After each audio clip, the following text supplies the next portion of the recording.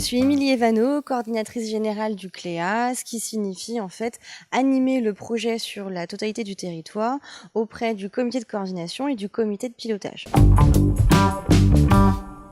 La DRAC, c'est la Direction régionale des affaires culturelles, donc c'est le ministère de la Culture qui aide les collectivités à aménager culturellement le territoire et à créer des rencontres entre les populations, quelles qu'elles soient, qui sont éloignées tant socialement que géographiquement de la culture, et les artistes. Et donc, en fait, notre rôle, c'est à la fois un rôle de conseil et puis aussi un soutien financier relativement important sur un certain nombre de dispositifs, que ce soit les résidences ou les CLEA, les contrats locaux d'éducation artistique. Alors, nous intervenons en amont puisque nous sommes associés au comité de pilotage, de relecture de cahiers des charges. Nous diffusons, donc nous communiquons sur les CLEA et nous diffusons sur la plateforme de la DRAC, mais aussi au sein des réseaux artistiques. Nous participons à la sélection et enfin, nous aidons en subventionnant les équipes artistiques.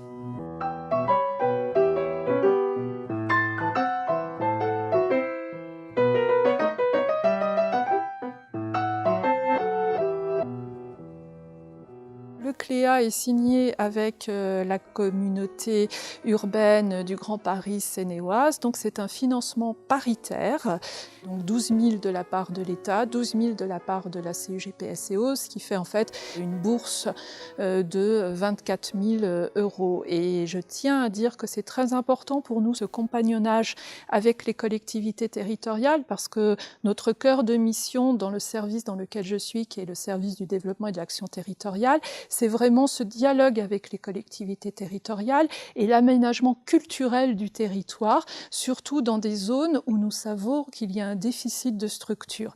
Et ce type de dispositif comme le CLEA nous permet d'irriguer en fait tous les territoires et donc de créer, ce qui est le rôle de l'État, une égalité de traitement entre tous les citoyens.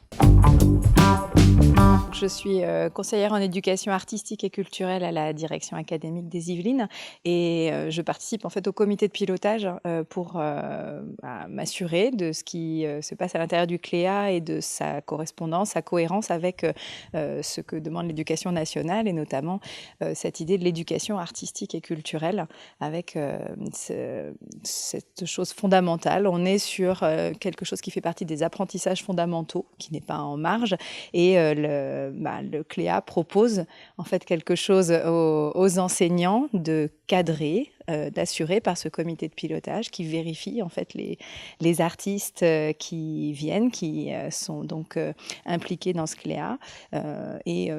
Participer à ce comité de pilotage, c'est quelque chose d'important parce que ça nous permet donc de cadrer l'organisation, les auditions, le recrutement des artistes et puis aussi la formation, une journée donc à destination des enseignants et des autres interlocuteurs des artistes qui leur permettent de vraiment se préparer à ce qui va se passer pendant le CLEA, d'avoir conscience de tout le calendrier, des contraintes, mais aussi de toute cette liberté de co-construction du dispositif.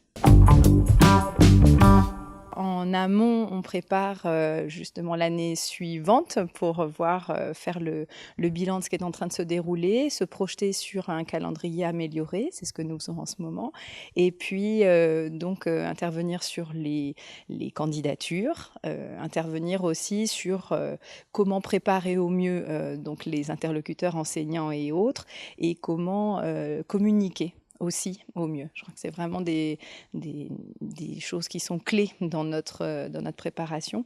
Et puis pendant l'année, on peut être des interlocuteurs qui redirigent un peu les enseignants notamment qui ont du mal parfois à comprendre en début d'année toutes les possibilités du CLEA. Donc je peux répondre à leurs interrogations.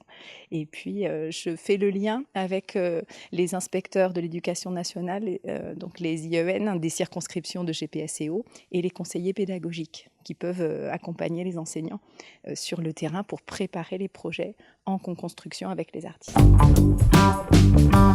Du côté du premier degré, les enseignants peuvent être accompagnés par les conseillers pédagogiques et les inspecteurs de l'éducation nationale qui peuvent répondre à leurs interrogations.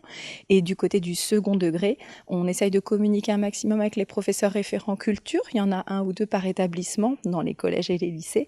Et on a un professeur référent culture territoriale qui est présente et peut répondre à toutes les interrogations et qui fait partie aussi du comité de pilotage. Nous, on intervient en fait pour les accompagner plus sur comment trouver les moyens. Parfois, les enseignants essayent de pousser plus loin et montent des pactes, des projets artistiques et culturels en territoire éducatif. Donc ça, c'est dans l'Académie de Versailles et ils utilisent un peu justement le cadre de ces interventions d'artistes pour faire des projets de grande ampleur. Voilà, on est là pour faire le lien sur le réseau.